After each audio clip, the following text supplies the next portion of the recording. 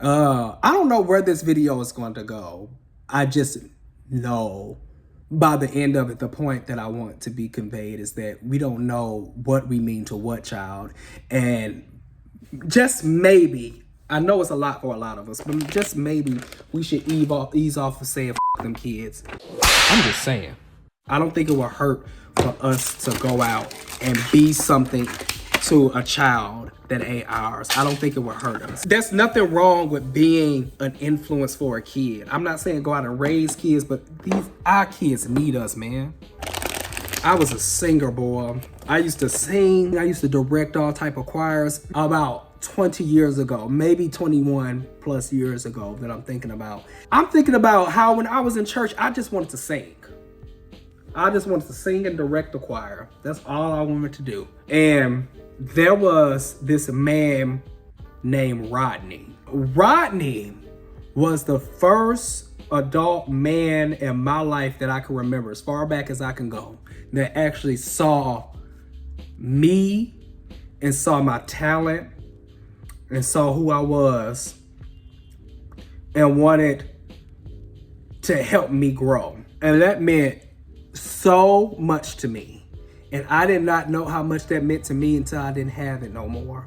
Because I was around a lot of adults and a lot of other people that wanted to really push my light. I don't like, when I say light, I don't like that. When I say light, it's not supposed to sound arrogant, but it sounds like arrogance to me. I don't know how best to describe it to you, but I just remember I was myself. I was myself at all times, and I was expressive, and I was loud, and I was boisterous, and I didn't care because I was me. And when I was in the choir at this church, I was the best version of me at the time. When I was directing, I was the best version of me, and it felt good. And Rodney was the first and only adult male that I could say in my life that saw that and wanted to really help me, or at least at the time, mind you, I'm thinking back what I felt like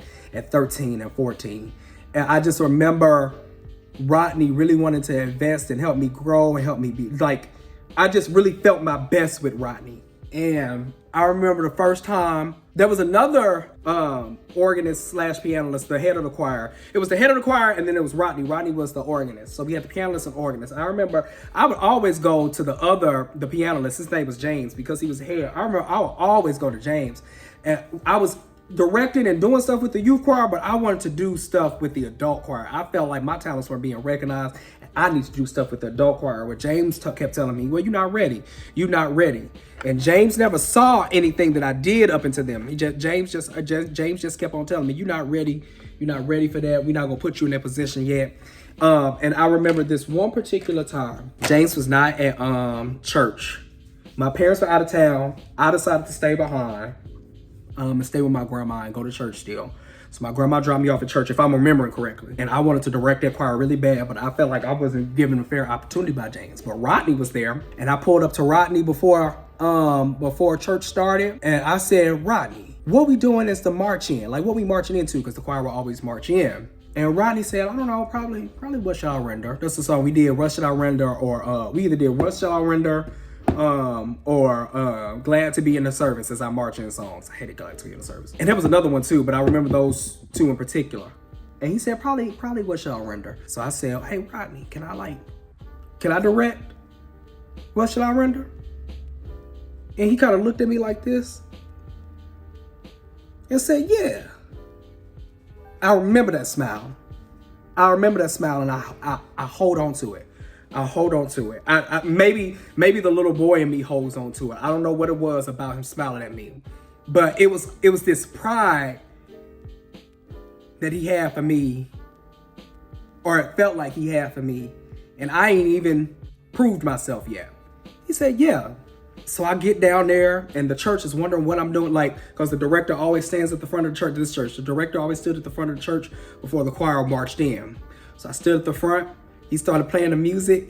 I had the ushers open up the door, and I could see the tenor, because the tenors would come in first. than the altos and the sopranos. I could see the tenors because they stand next to me. They were like looking for me, and they kind of look up and see I'm there, and they point back. They point at me, and they're talking, and I'm pretty sure they're talking to my Aunt Sharon. I call her Auntie Sharon. God rest her soul. And I'm pretty sure they're talking to Sharon. Sharon was so mad at me. But they say, he's up there, he's up there. I give him the go ahead. I direct it. I killed it. And that was one of the few times I can't remember being so proud of myself.